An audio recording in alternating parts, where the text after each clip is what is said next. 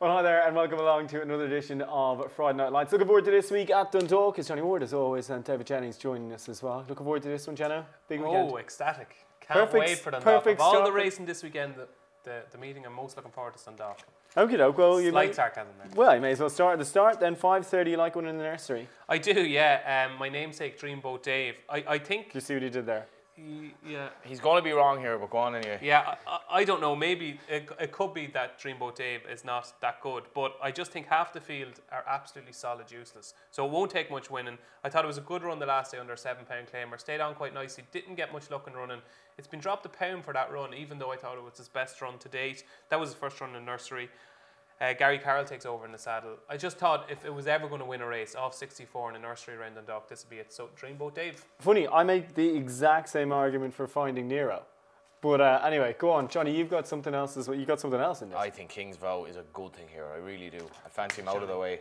Son of Frankel, probably one of the more modest. Well, definitely one of the more modest. Rated 66. Yeah, he ran okay in maidens. He won't be in the sales catalogue, will he? He won't. I wouldn't mind owning him. I think he's a smashing horse. He was second the last day to Jesse's horse, who's very badly drawn, Calling Time by Camelot.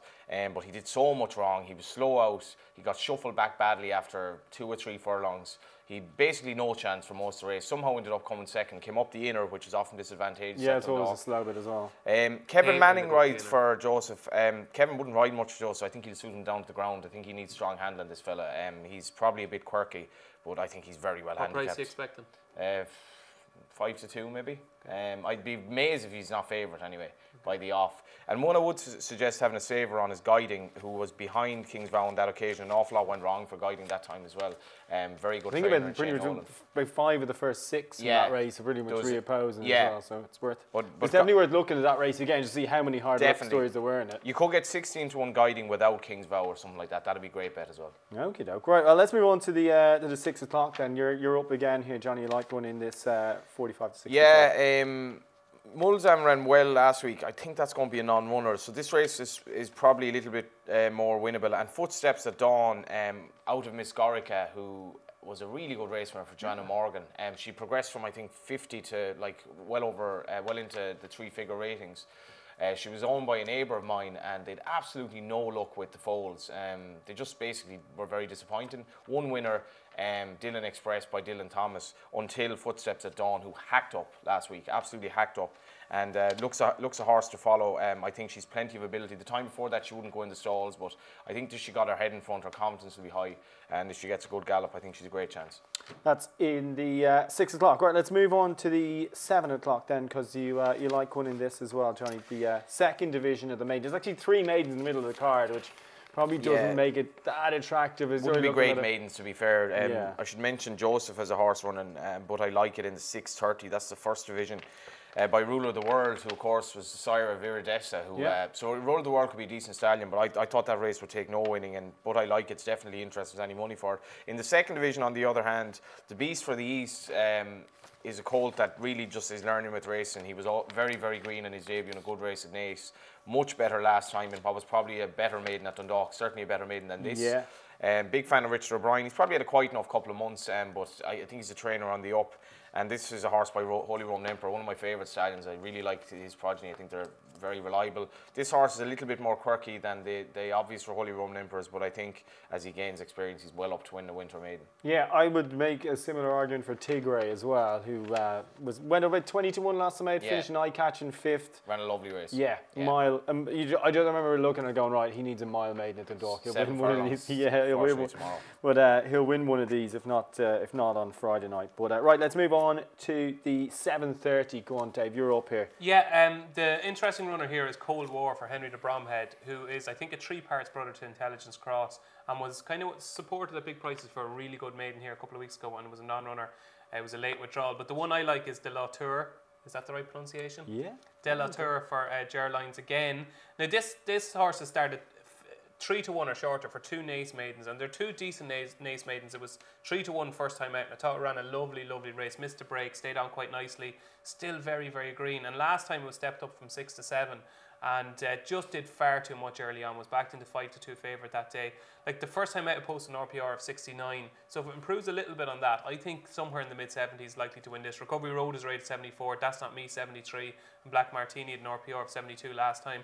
I just think the Latour, given the prices he went off and given how well he ran first time out, I think he could be up to winning a maiden like this. He's drawn in stall 4 as well, so ticks plenty of boxes. Yeah, no harm. And that thing as well at Naas, if they run hard early at Naas, you've no chance of getting home. Like so, absolutely. Yeah. This is probably a track that's more likely to suit. That's in the 7:30. The 8 o'clock's actually a cracking renewal.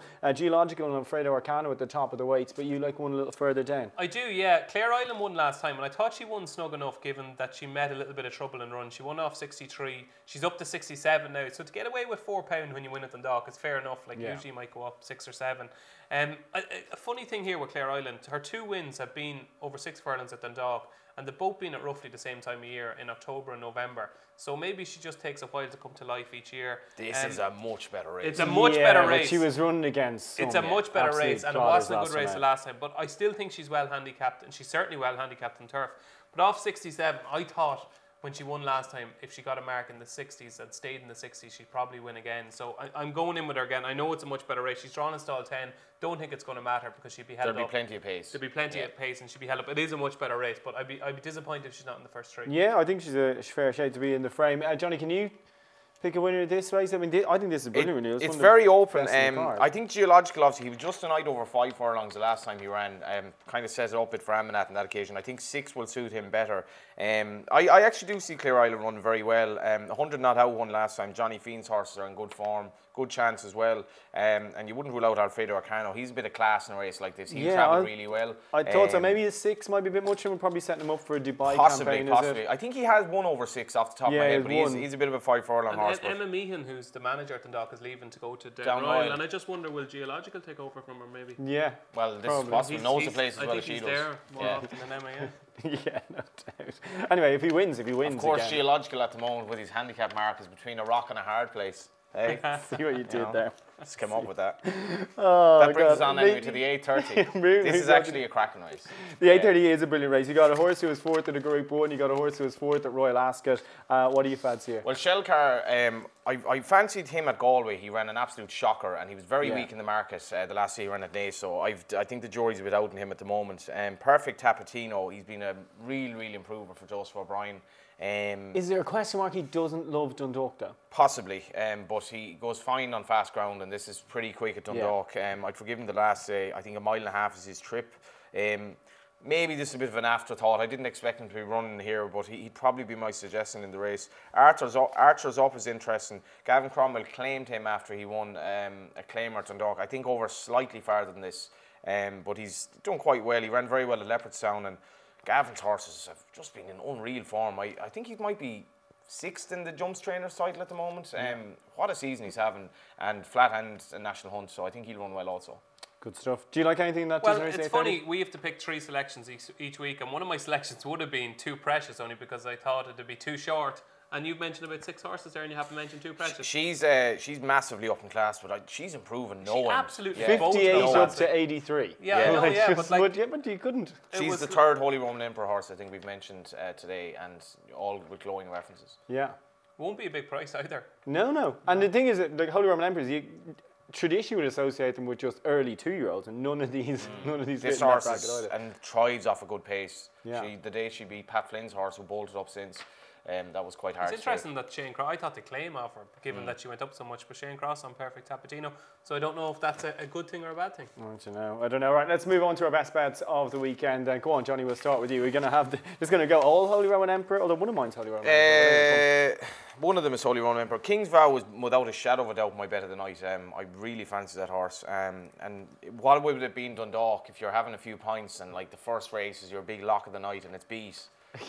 Well, at least you've got 7 races to chase with them, don't you? Well, you never chase. Never chase, of course.